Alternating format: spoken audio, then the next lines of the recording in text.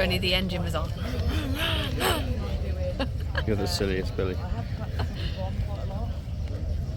Right, everybody, it's an ABR day, and Susan's coming down, dancing into the kitchen about Adventure Bike Rider, but yeah, she's more excited than I am. But I can't show any more than that, so I'm going to stop the video.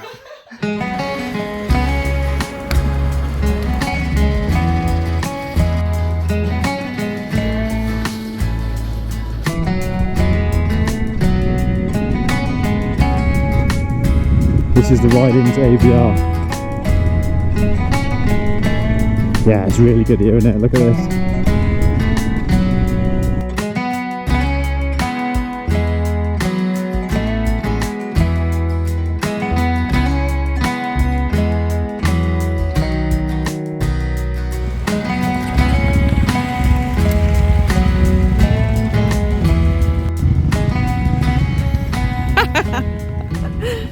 You always this silly? Yes, you are. Oh, gonna get run over by a car as well at a bike festival. So here we are at ABR, everybody. Just giving you a little look around. And what's just made our day? I knew we were going to meet him. We just met Exeter Rider. He's amazing. So we literally stood chatting for about an hour.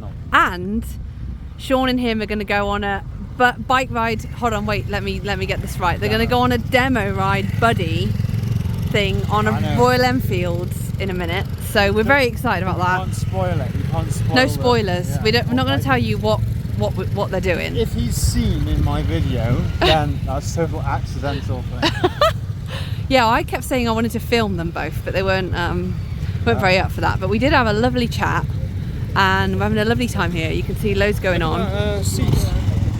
Oh yeah. No, on the inside. Both of them. Yeah, I really like that one on that. So, nice to see here. We're having a really cool time. Oh, you're doing it that way? Of course, got to get in on it. Yeah, it's just really fun. I'm feeling strong today. I've had a lot of rest over the last day. Oh, he just wants me to show. Sorry, you didn't come here to see me. I wanted to look back at that. What was that? Interceptor. An Interceptor. Oh, see, they do the lovely colours on the Interceptor. Look at all these Himmies. That's weird. One's got 2-part seat. Yeah, one's got a 1-part seat. Look at all that. See, I like that one. The greeny one. Green and white one. Oh, this one. Yeah, I really like that when we saw it at the motorcycle show. It's got a green seat as well, yeah. So we've been looking at all sorts of things. We've been to... Oh, let's tell them about the Hornet. So I've been sitting on many, many bikes. Why don't you film me for a minute? So I've been sitting... Hello, here I am. No, I'm going to stop being full of myself. So I've been sitting on lots of bikes, and a little magical surprise. Magical moment. Went to look at the Honda Rebel because it's really short, and I've sat on it before when we were in Spain in the Visa. And next to it was the Honda Hornet. I was like, oh, Sean said, I'll have a sit on this. Absolutely amazing. Yeah. It's good, isn't it? It's the legs. I know. I can never get anything that fits. But it's better if I have my boots on. Bit of a wild card, that one. Leaning forward so much. Yeah. Right. Get on an order, babe.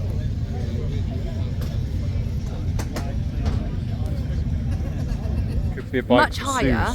So I was on the ball of my feet, but much lower than most bikes. But I wasn't leaning completely ridiculously forward. I was sat up more, and I like that position. We'll show you the photos. Yeah, so just been sitting on a few bikes and having a bit of fun, but it's really cool here, lovely energy. Yeah, just a fun day out for both of us. Nice for us to get out together. Yeah. And Sean will show you some of what he's been looking at.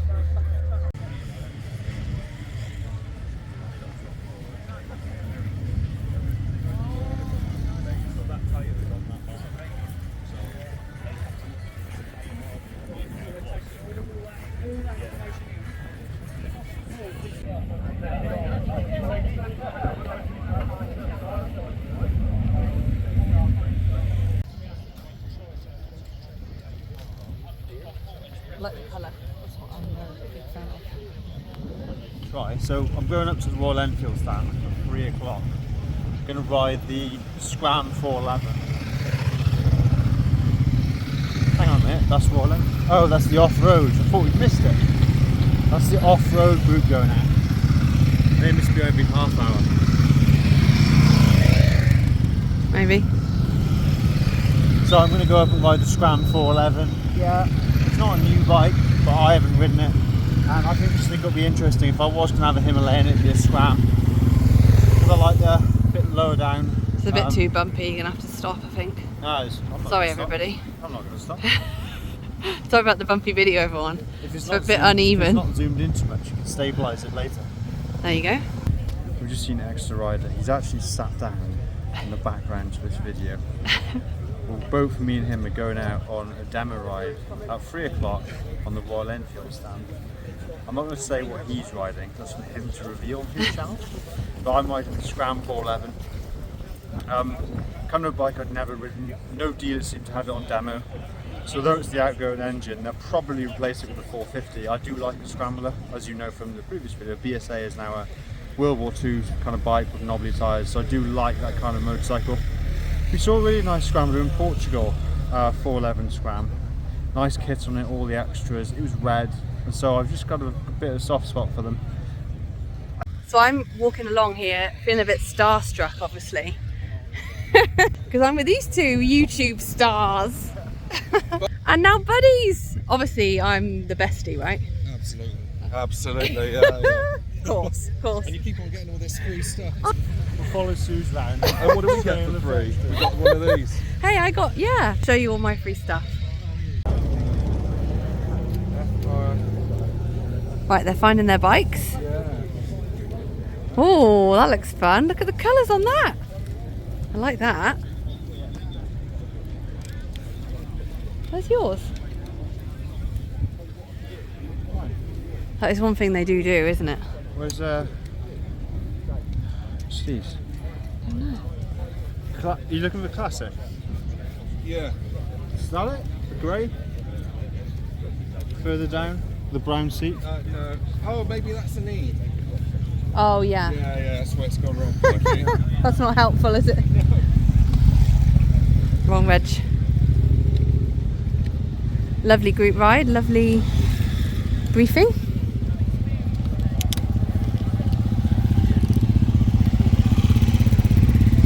Like a motorcyclist. Alright, Sean? How are you doing? Alright, mate. Hello, Susie. Yeah.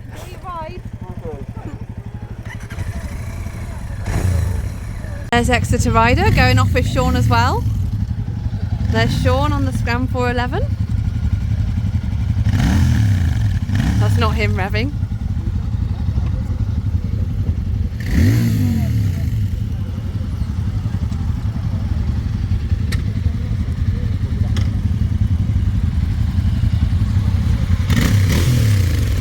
This doesn't sound as nice as yours. I went to one of those last year.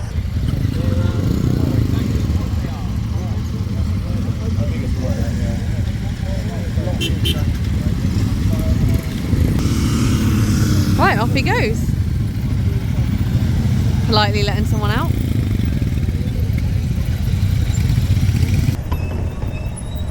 Alright, so we nervously make our way down the track at Adventure Bike Rider. And it's very congested along here, so it is a little bit nerve-wracking. People just dart out, there's other bikers from the different groups coming out. You can see, I mean, let's look at BMW, it's absolute demo ride machine. It's an industry, isn't it? Don't forget. So what they're doing is they've got 20 GSs, just constant demo rides. It's marketing like you've never seen it at Adventure Bike Rider. So I actually arrived late today. People were queuing to book on test rides at 6:45. We arrived at 10:40, something like that. And I came up to Royal Enfield stand, and one of the bikes I hadn't ridden was actually this Himalayan. I just thought, yeah, let's give it a go. Now, the dialogue might be a little bit skewy. Skewy? Yeah, I just proved my point, haven't I? There's some nice Urals. Love those in the metal. The dialogue might be a little bit off because I am actually concentrating a little bit. there's a little bit of a jerk on and off the throttle. That's one of the tests I normally do later on in the ride, but thinking about it, in a group setting, that's probably something I wouldn't actually be able to do.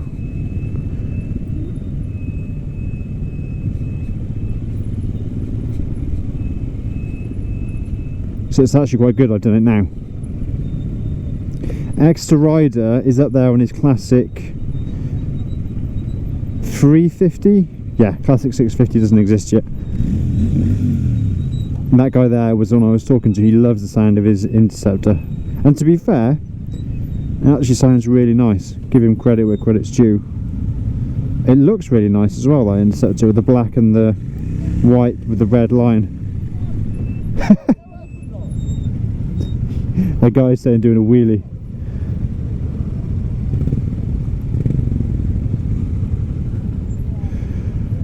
Alright, there's Extra Rider. You can see there the shark helmet, same as mine.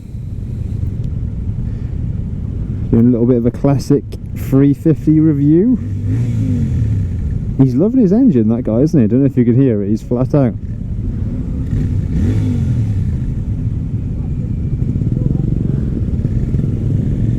And I got the new 450 in front of me.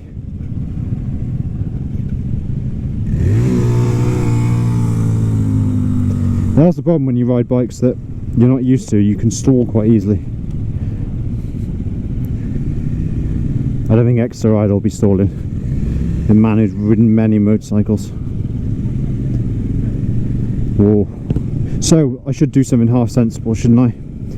Hope the camera's working. You never know whether it is or not, but let's talk about the riding position. So I've got a little bit more of a bend in the knee than perhaps I'm used to. A little bit more than the BSA, not much. And then I'm kind of bolt upright. Seat kind of curves me towards the tank, but the tank's sculpted so I can put my knees on the tank. And yeah, I've got like a bit of a reach to the bars, but it's not too bad. It's kind of like, as you would imagine, an adventure bike position. The reason I like it over the old 411 Himalayan, the full fat Himalayan, is it's a little bit lower. The suspension travels a bit shorter, which gives me a little bit more control over the bike, because I can flat foot more easily on inclines and all sorts of things. I set the suspension over these bumps, and yeah, obviously it's a scrambler, isn't it? So if it didn't have soft suspension, it'd be a bit of a shame. And yeah, it's just coping with those little ruts and things quite well.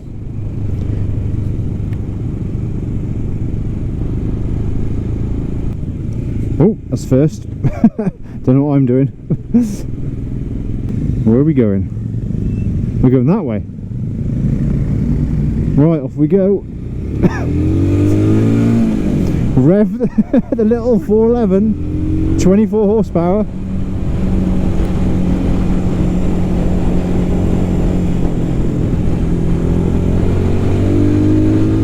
Yeah, it does feel more agricultural than the Meteor 350.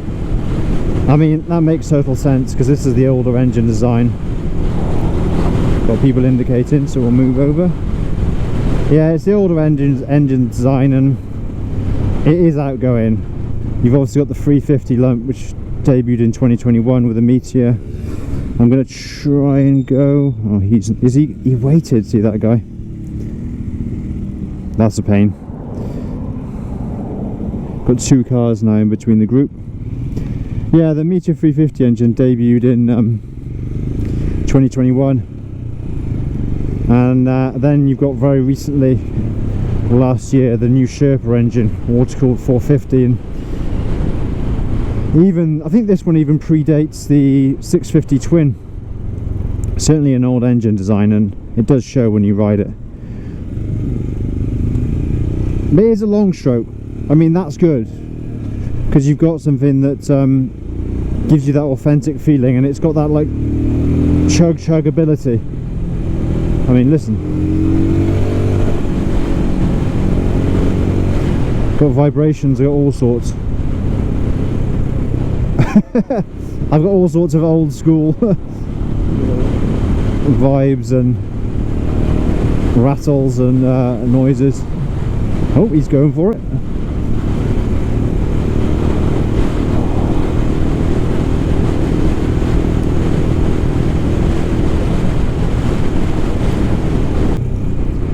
Goes through the gears nicely. I believe this has got 5. And we go. Oh. Just go up. 3, 4. I can do this because I'm going downhill. 5. It's got 6. No, it's got 5. Again, quite a mechanical feeling box. You really need to make an effort to put it into gear. It doesn't just sort of slip in. The BSA gearbox, I'm kind of spoilt really because it's very like buttery smooth. The thing about ABR is you got the off-road trails, but they intersect with the road at key points. So it means that every now and then you'll see a group of like riders from the off-road section wanting to cross the road, and then you got this trail of riders here who are going on at pace. See, there it is, happened again.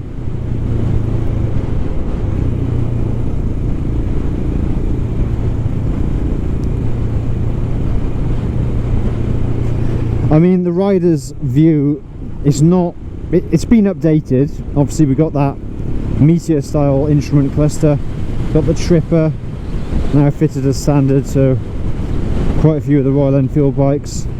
But other than that, it's quite plain Jane up here. You've got the conventional switchgear, which is showing its age now compared to the Meteor stuff, which is, I think Meteor stuff's plastic, and then the 650 stuff on the new bikes is that cool toggle design that goes side to side, not up and down. And it's a polished alloy or painted, coated alloy. It's really nice. You don't even have the bottle top Royal Enfield grips here. They've gone for the more functional grips. Mirrors, that one's better than that one. I mean, they're okay. Got a little bit of vibration. Bear in mind I'm only doing 50 miles an hour, so at 70 miles an hour that'll probably get worse. Oh, people are doing overtakes and stuff. That'll be extra rider. No, it's not him. I personally don't think you should overtake and mess around on a test ride. You know, you're there at the manufacturer's grace, really. You know, there's no need to do that overtake in front of a caravan. Okay, this guy is just plodding and enjoying his ride, but oh, go on, I'll do it as well then. Oh, he's not part of the group. Oh, that makes sense then. That's why everyone's overtaking him.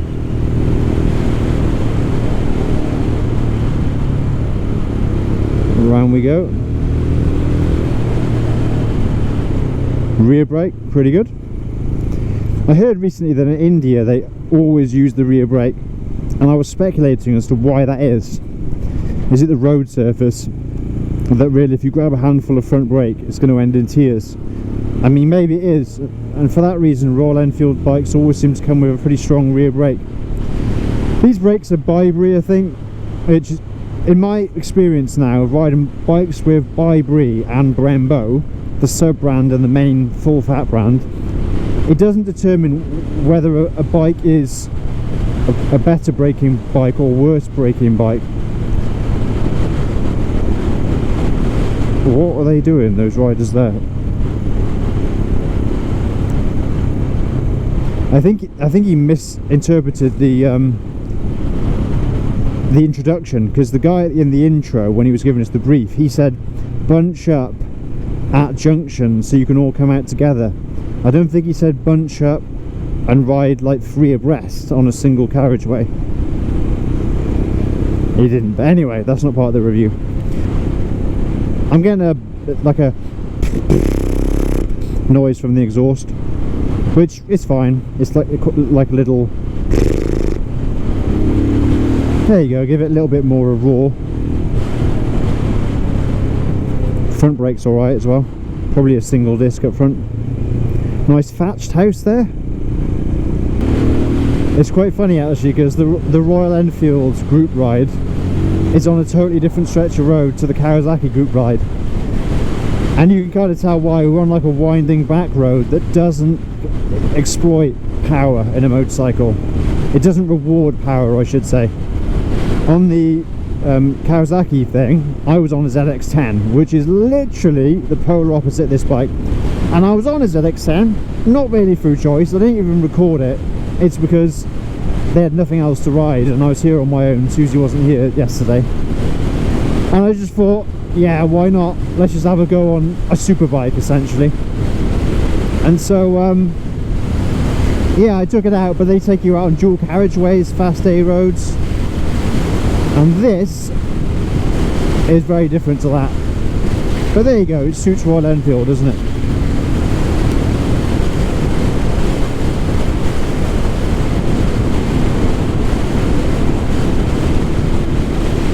Now, let's just call a spade a spade. The riding experience, the power delivery, the brakes, the fit and finish, everything in front of me is, in one word, dated. It's the old engine design. It feels a bit, just drop down there, it feels a little bit agricultural, which is probably a buzzword for the 411. Everything in front needs a bit of a refresh, but to be honest, it's probably in the works, isn't it? They got the 450 Sherpa engine.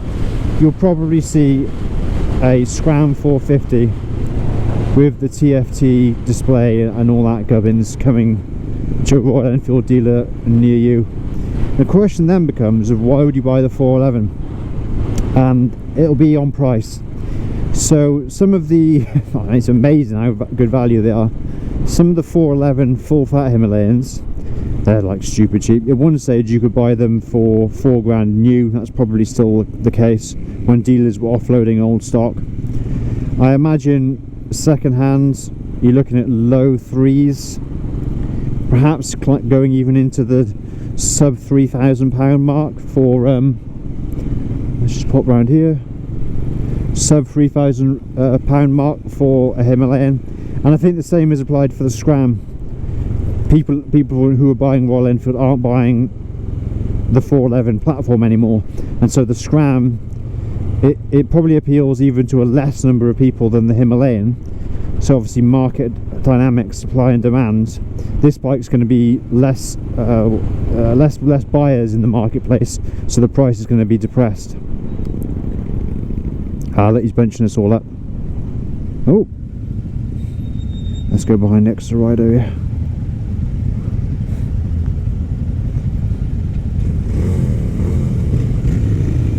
I don't know why I'm competing in the revving of engines, because I kind of fare the worst here.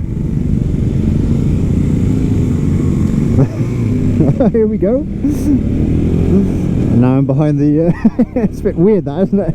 Oh shit, there's this guy on the intercept. Do you want to watch him? With the indicator flashing, he accelerates fast and he brakes equally sharply. If anything, I'm quite glad Mr. Himalayan 450 is a bit of a buffer. Bless him, he seemed nice to be fair, but he's giving it some on his bike. So anyway, we were talking about the pricing really of the 411 Scrambler.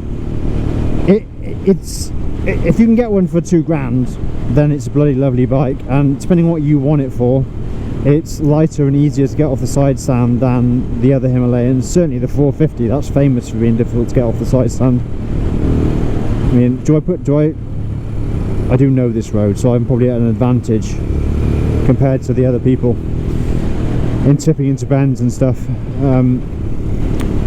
But if you could buy one of these affordably, I don't know why I'm being stupid. I'm just leaning into the bend, put my knee down on a Scrambler 411. It's probably idiotic, probably looks really stupid as well, but never mind. We're only going 45 miles an hour. Yeah, if you could buy one of these cheaply enough and you wanted a bike that can do everything, you can commute on it in all weathers, it's quite hardy, proven engine design, then why not? You can buy all sorts of accessories for it. They're kind of next to nothing pricing. Corner's okay, to be fair. I mean, we've got 25 horsepower. You could go touring on this bike. I mean, I feel pretty comfortable. The seat is nicely padded without being overly squishy. Oh, do you see that? Shouldn't swear. That was that guy again. That was I mean, I was looking at the speedo. I looked up and I saw him halfway overtaking. That'll be on the camera probably though, so we'll have to have a look back at it. I mean, I get it. You're really interested in buying a bike like the Interceptor. You want to know if it's got the oomph. But you know, there's a time and a place, and it's not on a road you probably don't know, with busy traffic around school kick-out time. 60. Fourth. Oh, it's pretty laboured, isn't it? I think going in fifth and creeping it up to 70, it's going to struggle a little bit. Here's a really nice thing. This is a little gypsy encampment, and if you look, they've got the ponies there grazing on this little patch. I think that's really nice. This is a sharp bend as well, so.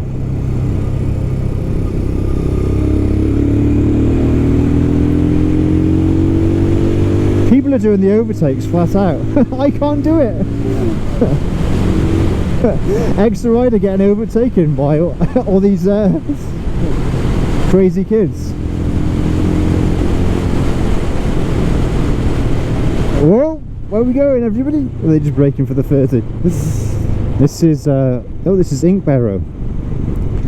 So yeah, it's a little picturesque village. There's the Motor Marina, yeah. A little picturesque village, and you know what? I'm kind of enjoying doing videos, just showing people these villages across the Midlands, because England on a sunny summer's day is actually really nice. And we wait till you get a little bit further into the town, you see this black and white building and the thatched cottages. There's a reason Royal Enfield have brought us this route. Is because, can you imagine yourself buying this bike, or the classic 350 that ER's on, and just pottering through this kind of scenery? And look at the thatching, and how wiggle wobbly, if that's even a word, the black and white construction is. And then obviously you've got the traditional red brick. Someone putting the England flags out the window for football, no doubt. A little village store, and on a Royal Enfield Scram 411. It is kind of the stuff dreams are made of. I'll not go next to ER and distract him. He might be doing a monologue. Oh, there's the Harleys. Adventure bike rider is fun, to be honest. You can ride all this stuff that you'd never dream of buying. Like, I'm never going to buy a 30 grand Harley Davidson Road King or whatever they're called, but it is nice to just experience it as a motorcyclist.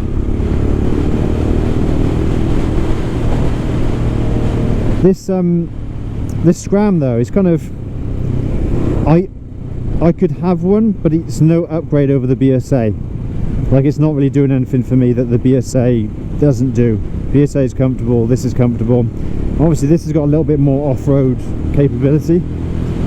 I could take this through a river crossing or on rocks and stuff. The BSA's, obviously in my ownership, I put knobbly tyres on. But it's not got really anything that it hasn't got the capability that this has. As far as the on-road stuff though, this is down on part power. Comfort is about the same. Riding position equally comfortable. Yeah, there's no reason for me to change my bike for this. BSA is, to be honest, a little bit better finish. Now if you were to compare the BSA against the shotgun, like Royal Enfield's premium offering, of course, different story. But comparing the BSA against an outgoing Scram 411, yeah, the BSA kills it.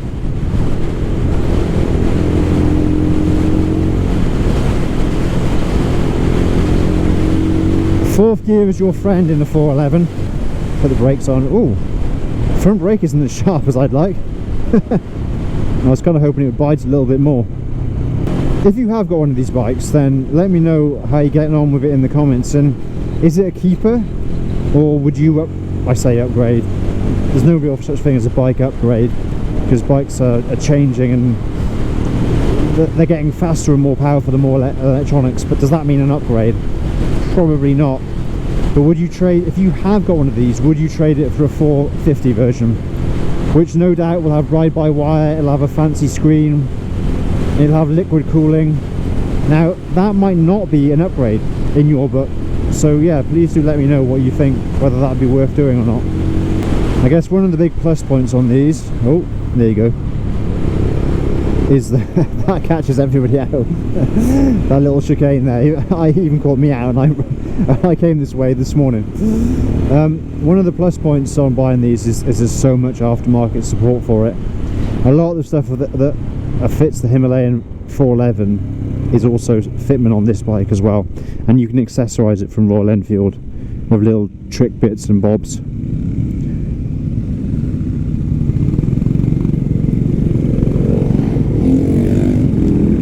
Oh, cheers. I don't know whether they let us off or not, but